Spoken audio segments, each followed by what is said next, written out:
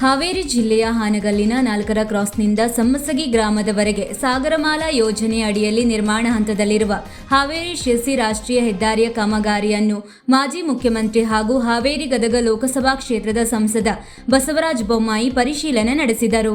ಅಧಿಕಾರಿಗಳ ಜೊತೆಗೆ ಕಾಮಗಾರಿ ನಡೆಯುತ್ತಿರುವ ಹನುಮನಕೊಪ್ಪ, ಬಾಳೆಹಳ್ಳಿ, ಕತ್ರಿಕೊಪ್ಪ, ಸಮ್ಮಸಗಿ ಗ್ರಾಮಗಳಿಗೆ ತೆರಳಿ ಕಾಮಗಾರಿ ಪ್ರಗತಿ ಪರಿಶೀಲನೆ ಮಾಡಿದರು.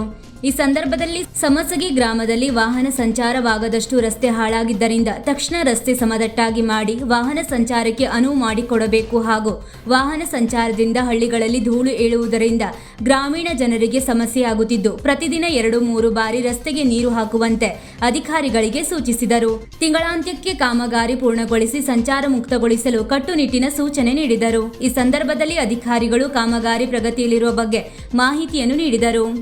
ಈ ವೇಳೆ ಹೊನ್ನಾವರ ವಿಭಾಗದ ಪಿಡಿಎಂ ಶಿವಕುಮಾರ್, ಅಧಿಕಾರಿಗಳಾದ ವಿನಾಯಕ್ ಸೊಂಟಕ್ಕೆ, ಮಾಜಿ ಶಾಸಕ ಶಿವರಾಜ್ ಸಜ್ಜನ, ಮುಖಂಡರಾದ ಕೃಷ್ಣ ಇಳಿಗೇರ, ರಾಘವೇಂದ್ರ ತಹಶೀಲ್ದಾರ್ ಸೇರಿದಂತೆ ಬಾಳೆಹಳ್ಳಿ, ಕತ್ರಿಕೊಪ್ಪ ಹಾಗೂ ಸಮ್ಮಸಗಿ ಗ್ರಾಮದ ಗ್ರಾಮಸ್ಥರು ಉಪಸ್ಥಿತರಿದ್ದರು.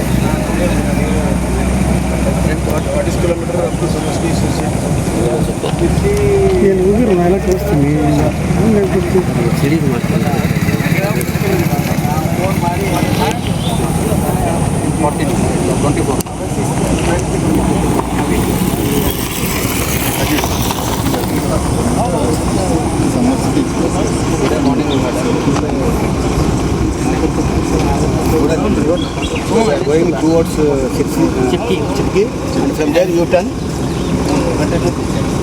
How to do this side? Why are you doing that side? This 7 kilometers हो गया ना sir. Problem is 7 kilometers completed here sir.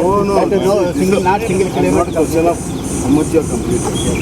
This is a small stretch about 7 kilometers. If you do it, then there will be no problem. You unnecessarily you are trying to. There it is heavy problem. All 32 is a heavy problem. I have travelled there. Other day it was hell. That's why they are creating lot of problem sir. That's why I want to finish that. You want me to create problem? No sir. I told you by May end I will complete this. See, people will stand only for 2 hours. If I want, I can from here till Samasya and make people stand. That not that some pickup area is there. That's why 1 kilometer, 2 kilometers complete, and I will be able to start immediately within. ವೀಕ್ಷಕ ಮಹಾಪ್ರಭುಗಳೇ, ನಮ್ಮ channel ಅನ್ನು subscribe ಮಾಡಿ, share ಮಾಡಿ, ಪ್ರೋತ್ಸಾಹಿಸಿ.